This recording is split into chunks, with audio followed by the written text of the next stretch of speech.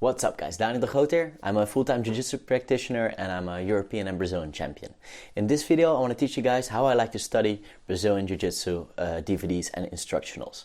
I know a lot of people just watch them, they get bored, they don't retain anything. So I found some methods for myself that made it a lot easier to retain the moves and then later apply them with success as well. So I want to share with you those methods that I use, and I'm going to give you all the steps that I use first. And then we're going to use a case study. We're going to be watching Tom Halpin's back attack series. It's all available for free on YouTube, so you guys can actually study it for free. And we'll use that as an example to see how the steps are applied in practice. So let's start with all the steps. Step 1. Watch and make notes. This is the step where you want to write down exactly what's happening. Don't just write down what the person instructing the move is doing, but also write down what his drilling partner is doing. That way you can instruct your own drilling partner later on to give you the proper reactions for you to apply the move with success. Step 2 is visualize.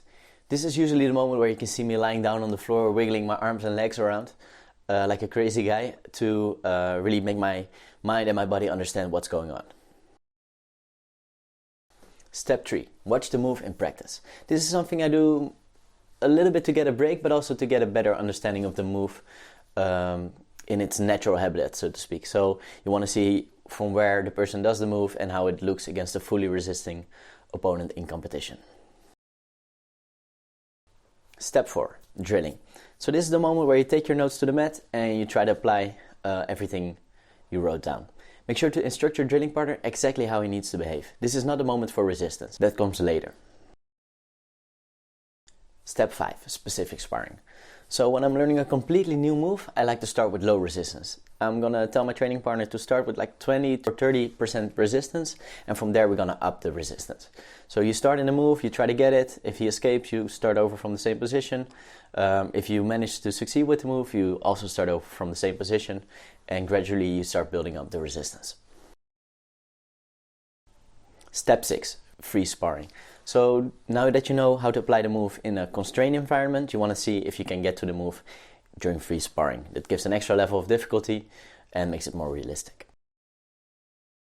So now let's look at these steps in practice. So we're going to be using Tom Halpin's back attack series. He got 2 instructionals on the back attacks out on YouTube for free for everybody to watch, and Tom is a super high level competitor. He just became a EBI Combat Jiu-Jitsu World Champion, and I've trained with him a few weeks back, and he's probably one of the best finishers from the back I've ever trained with. He's super good at it and he explains it really well. So if you haven't checked out those instructionals, make sure to check them out using these advices. Now let's get to work. Step 1. Watch and make notes. So note making depends a lot on your understanding of the move. For a simple move you already use, you might just note down the bare essentials. If something is completely new to you, you'll have to write as much down as possible. Let's take a look at this clip of Tom explaining how he attacks a turtled opponent that wants to roll away from him.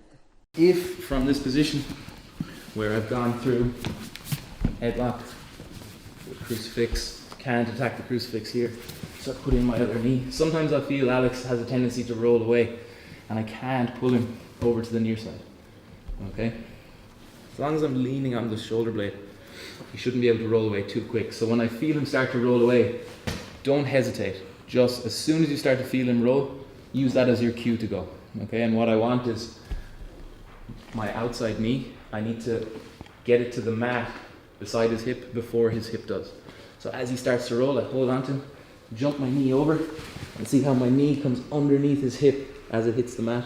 And now this wedge will start to carry him over. I put in my bottom hook, get to the body triangle, and start to attack the rear naked choke.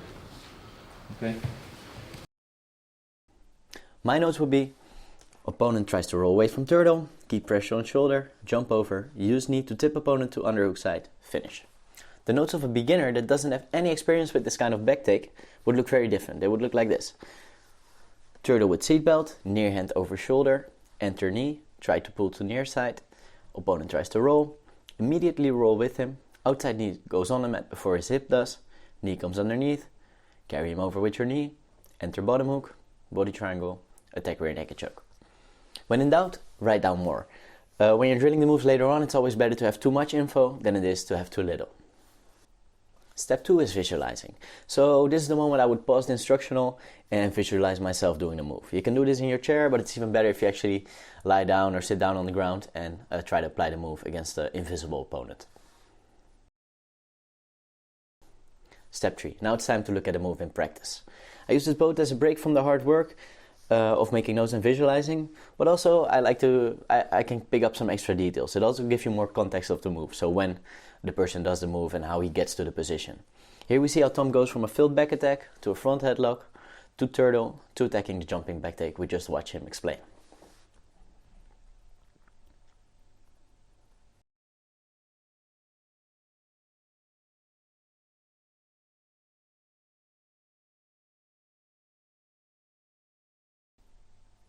Step 4. Now you need a training partner. It's important to give them the correct instructions, especially if they're beginners. Tell them not to use any resistance and only move the way you tell them to. You have to be stricter, especially against beginners. Whiteboard giving you unrealistic reactions and using a lot of power is not what you need right now. You need to understand the move first. After you've watched the entire instructional, you should have an answer to any realistic what-if scenario. For now, drill the move without any resistance. I will drill anywhere between 3 to 5 moves per drilling session, depending on the difficulty. The more difficult the move is for me, the less moves I will drill. If it's a really easy move, I will add more moves to that drilling session, but 3 to 5 is usually where it's at. Step 5 is specific sparring.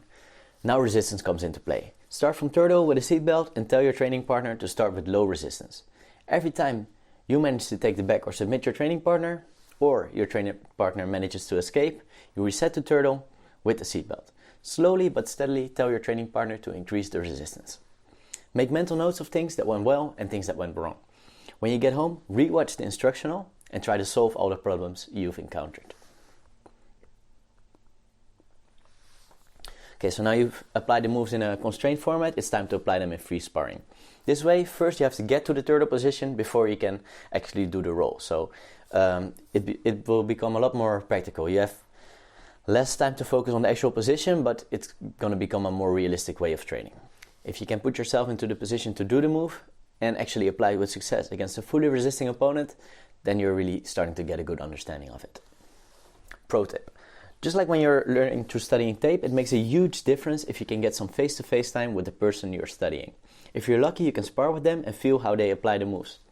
Even if you don't get a chance to spar, you'll be able to ask questions about the things that give you trouble within the position, and they will help you solve them. Going to a seminar of someone you already studied is infinitely more effective than just going to any random seminar. Alright, that's it for this video. If you have any questions about studying tape or any other way of improving your jiu-jitsu when you're off the mat, make sure to leave them in the comments and I'll be happy to help you out.